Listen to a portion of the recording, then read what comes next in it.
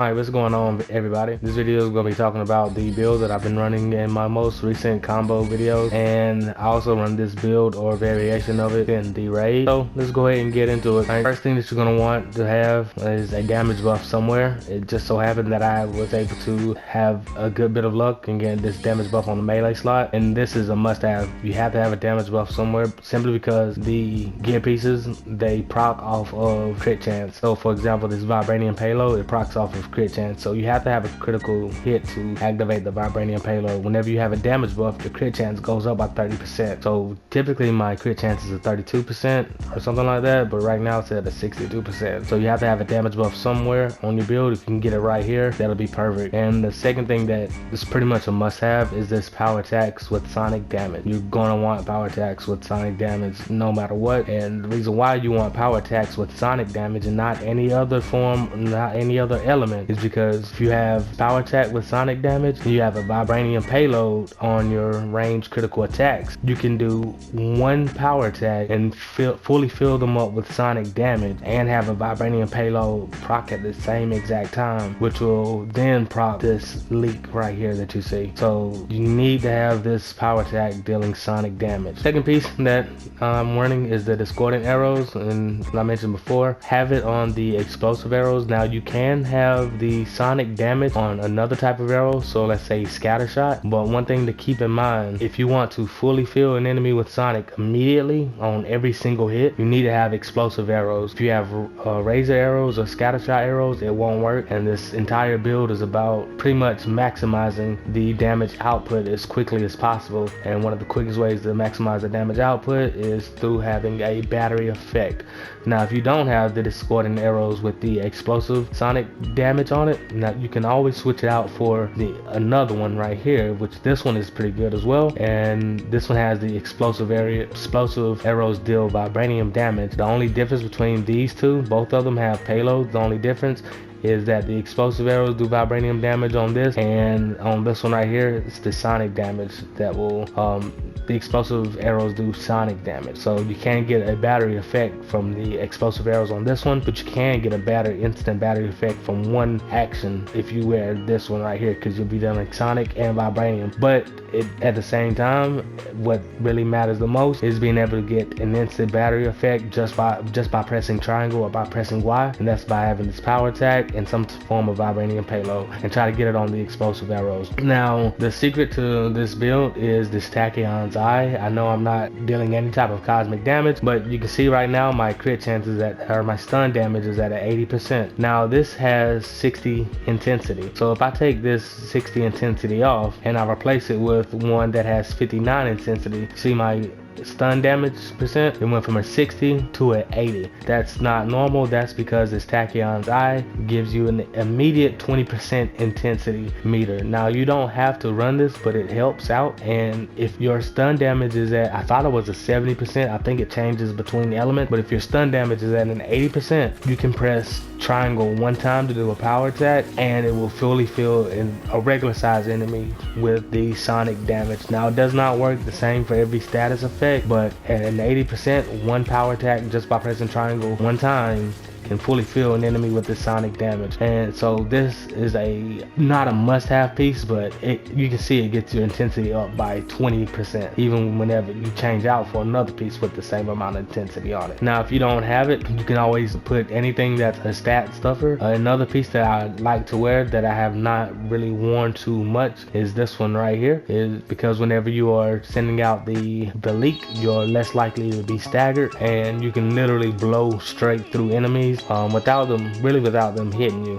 Well, they'll hit you, you'll take damage, but you'll just run through them. So you can always put this discordant piece on, but I would not recommend it. I would recommend putting on any other piece with intensity on it, whatever it takes to get you to 80% intensity, long story short. Now for the fourth piece, I'm running the discordant crest, and this is the elite version. Attacking an enemy with sonic that has an active vibranium status will spread the cryo effect to nearby enemies. The reverberation breaker is pretty useless, to be honest, because all of this vibranium that I'm I'm going to be wearing anytime I do vibranium. For the most part, it's going to be a payload, so I don't need the extra 20% status increase on here. So if you could run the same thing, any type of status league where you have a type of Sonic and vibranium mixing with each other, or vibranium and Sonic mixing with each other, any one, but just try to stay away from this reverberation breaker. It's pretty good, but it's not as good as something like this one right here. Like, it has the screen breaker where you increase the amount of Sonic damage dealt by 20%. One reason I'm not running this one is because it'll drop my precision down by 18% immediately, and it'll drop my valor down a little bit. So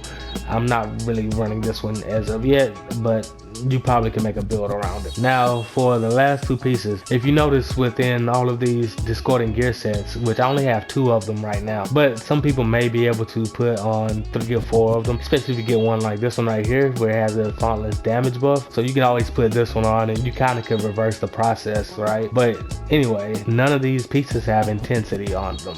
So the only intensity that I'm getting is from this piece right here in my comic books. So none of the discording gear has intensity. So within your artifacts, and none of the discording gear has resolve on them. You won't find those on discording gear or proficiency.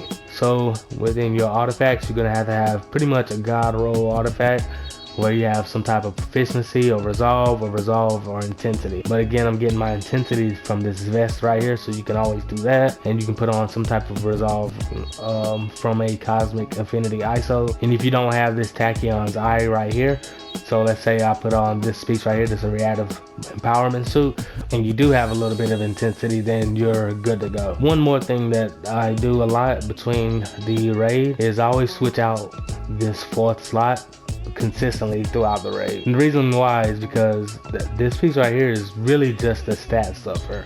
But if you want to play Kate Bishop very effectively at the raid, start by switching out some of these last pieces. So for example, whenever the raid first begins and there are a bunch of enemies around, right? And they're all spread out. They're not difficult to defeat, but they're just everywhere. They're scattered all across everywhere. Try to get an Archer's Charm because it gives you an extra warp arrow. And not only that, see how much you can boost your Assault Heroic recharge rate. So get the maximum amount, right? So right now my Assault Heroic recharge rate is at a 25%. If you could boost that up to maybe something like a 33%, you can shoot out warp arrows pretty much every takedown. On every single takedown, you'll get your warp arrow back. Because if you go into your ultimate, my Assault Heroic recharge rate right now is set to 33%. Now watch what happens whenever I go into my ultimate. It goes to an 83%. That's because on this skill right here, under Mastery, you get an extra 50% Assault Heroic recharge rate whenever Quantum Overdrive is active. So I'm gonna go ahead and do a takedown, and let's see how this works out now.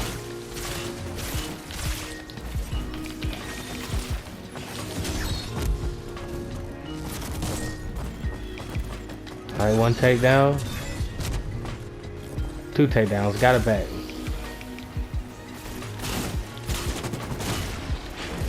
And that's why you want that much intensity. You see how you're able to just hit one person just 1 or 2 times and it fully activates that status? And then there's also the room where somebody has to be in the middle and everybody has to press the little buttons, I forgot what the buttons. You gotta press the buttons, right? Kate is pretty good at being in the middle part, simply because she can have this support heroic right here. And if you boost your support heroic recharge rate, if you have this in the middle, the little enemies and the drones, they'll shoot down at your decoy instead of shooting down at the person in the middle. So whenever you're in that part of the raid, try to have as much support heroic recharge rate as possible. Same thing whenever you're going through the doors and one person has to step on a panel, then another person has to step on a panel. Boost your heroic support recharge rate as much as possible. That way the little spiders and whatnot will attack it. Another thing that you can do in the raid is whenever you get to the part where the towers are. So let's say you only have one flying character, Thor, and the Thor is the only person who can hit the little beams on the outside of the tower.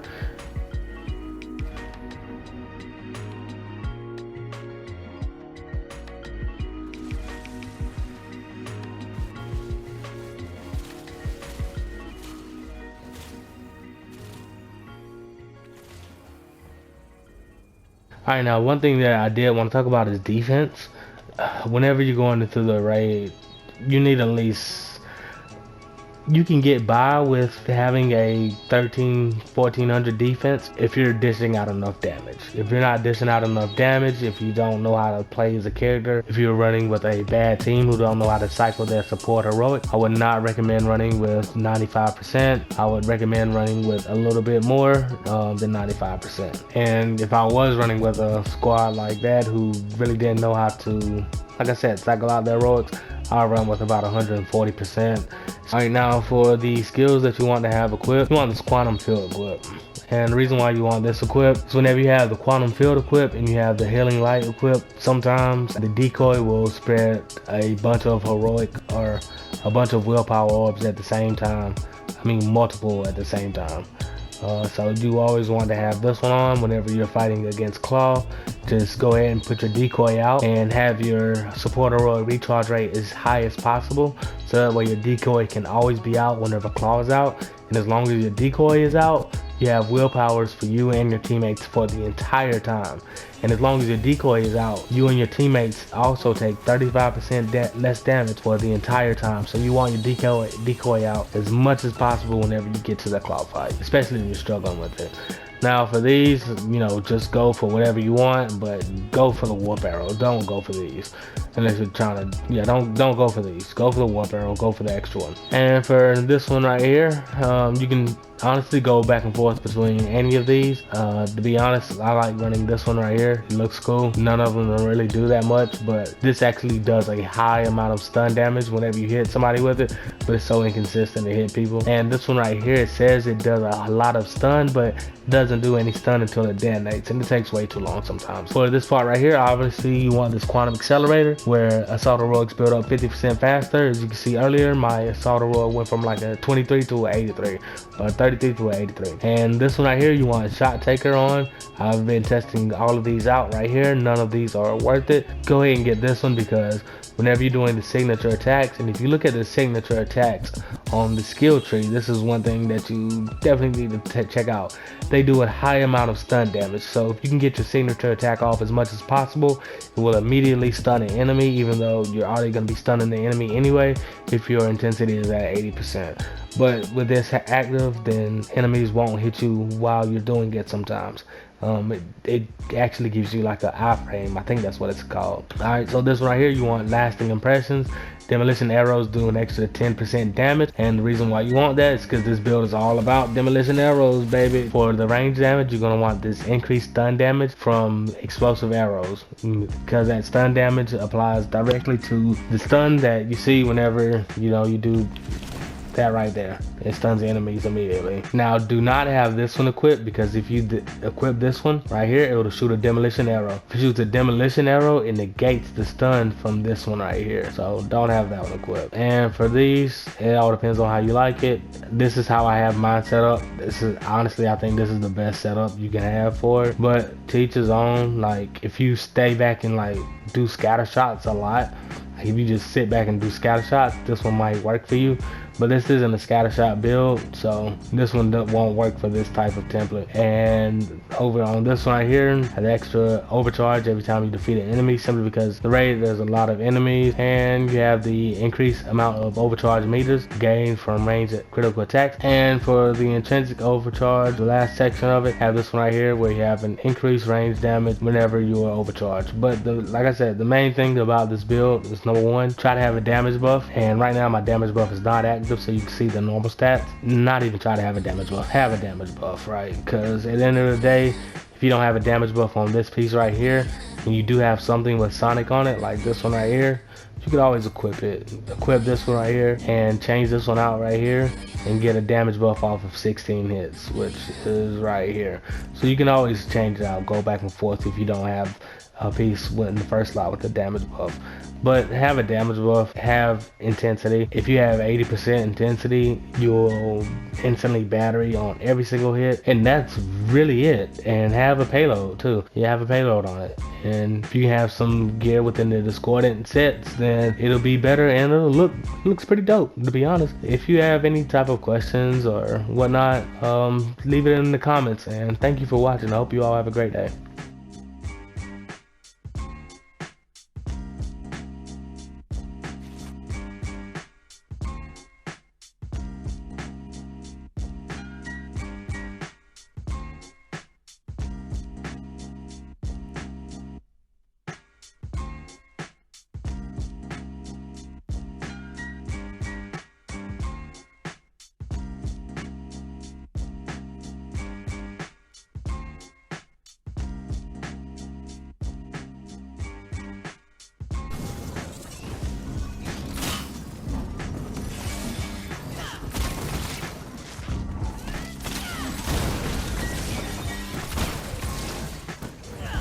Double kill.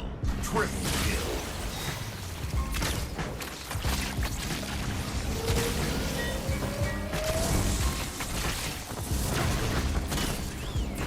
Overkill.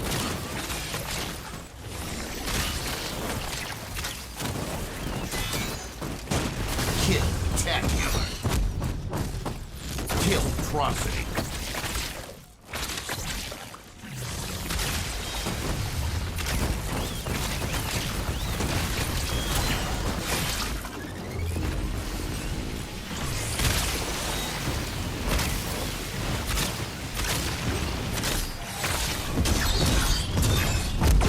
Double kill. Kilimanjaro. Kill-tastrophe. Kill-pocalypse. Killionaire. Killing spree. Killing frenzy. Running riot. Rampage. Untouchable. Invincible. Inconceivable. Unfreaking believable.